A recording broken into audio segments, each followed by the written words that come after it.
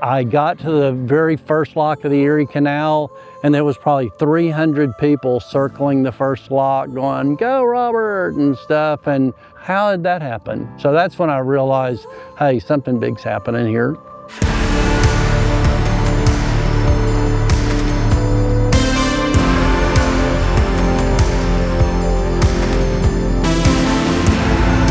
The Great Loop, 6,000 miles of rivers, lakes, and open sea that circle eastern North America. Most take a year. Robert Youens set out to break the record, and did it in just 19 days. Alone. No cabin, no crew, no sleep to spare. Just a 71-year-old man and his motor. My name is Robert Youens. I'm known by several things: the Great Loop John Boater, Ageless Wanderer. Everyone adopts me as their granddad or dad. Kids think I'm Santa Claus in a John boat. It's kind of funny. He laughs about it, but that little boat carried him further than most people ever dream of going. And the truth is, this wasn't his first impossible trip. Robert's life has always been about motion. He rode a bicycle from Houston to California the day after high school. He kayaked the Mississippi River to celebrate early retirement. He's raced marathon canoes. He's crossed the Arctic Ocean in a John boat, through ice and fog. Adventure isn't his hobby, it's his default setting. So my earliest memories on the water is as a kid. I was at a garage sale with my mom. I was probably 9 years old, and there was a motor for sale there. You know, in those days it was probably $5. And I said, "Hey Mom, can I have that motor?" And I don't think she expected me to take it home and get it running, but I got it running, and I took it out to the golf course and put it on the John boat. And so that was my first experience. I just loved getting out on the lake. He's been drawn to adventure his whole life. But what most people don't know is that even the adventures that look spontaneous, for Robert, they're math.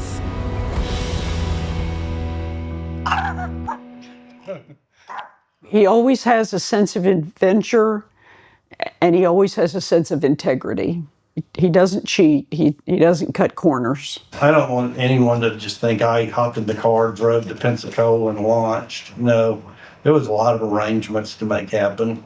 So what I did is I got my chart plotter, and I started charting all this stuff. And I was getting miles from Pensacola to where I entered Fort Myers. Came out to 409 miles. So I had to start thinking about fuel economy, what time of day I would start. And then it just kind of ran the whole way. Where was I going to sleep that night? Where was the second night going to be? About where would I run out of fuel? Preparation that went into doing all this analysis, then talking to local people, is really what makes this possible. 16 to 20 hours on the tiller every day, 4,800 miles without quitting. It started as a solitary challenge. Then something unexpected happened. It was really early on. It was by about the 5th lock, and there were people standing out on a dock going, "Go Robert, go Robert." And I was like, whoa, how are these people finding out about it? And I wasn't aware, but this thing was getting shared around. And the funniest thing was, if someone asked me if there's anything I could bring that I forgot, I'd have said more dry underwear. People started delivering dry underwear packages to me. New York is so freaking cool. Look at this. I just crossed Lake Oneida, and the Tohatsu guys showed up with some oil and supplies. Got a sign there. Look at all this. This is crazy, and there's more boats out in the water. But just for a guy on a John boat. See y'all in a little while. Take care. Word spread. The man in the John boat became a folk hero. Proof that you don't need a yacht or a crew to chase something extraordinary. All you need is a small boat, an outboard, and a bit of courage. But what no one saw from shore was that behind Robert's calm determination lay a story that could break your heart and rebuild it again. Well, sometimes life throws you adventures you never anticipate. I really enjoyed working with my daughter on projects, and And she was a very emotional individual and could go from enthusiasm to depression. And unfortunately, we were in Houston and there was an event that happened, and my daughter took her own life.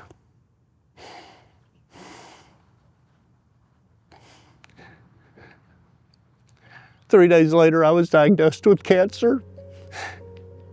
And I believe that cancer diagnosis was a result of the incredible loss of my daughter. I think my immune system collapsed. And so, you know, while I'm grieving my daughter, I'm having to fight for my life.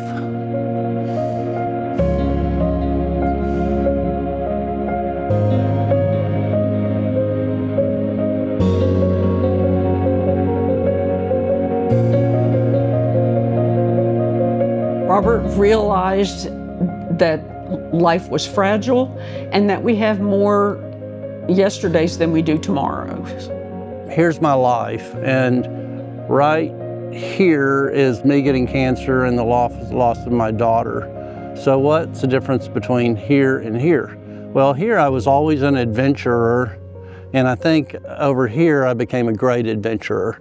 And it was like if you rode a go-kart as a kid and you figured out you could cut the governor loose and you could really rev that thing up. And I felt that was a moment in my life where I cut the governor loose.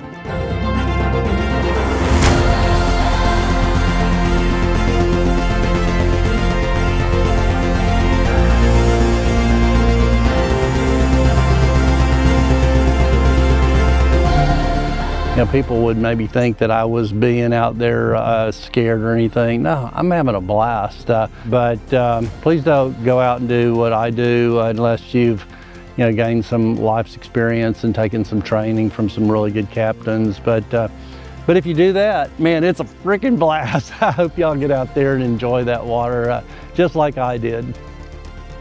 He started alone, a 71-year-old man chasing his own goal. But along the way, he connected thousands. One boat, one journey, and a story that reminded us all what it means to keep going.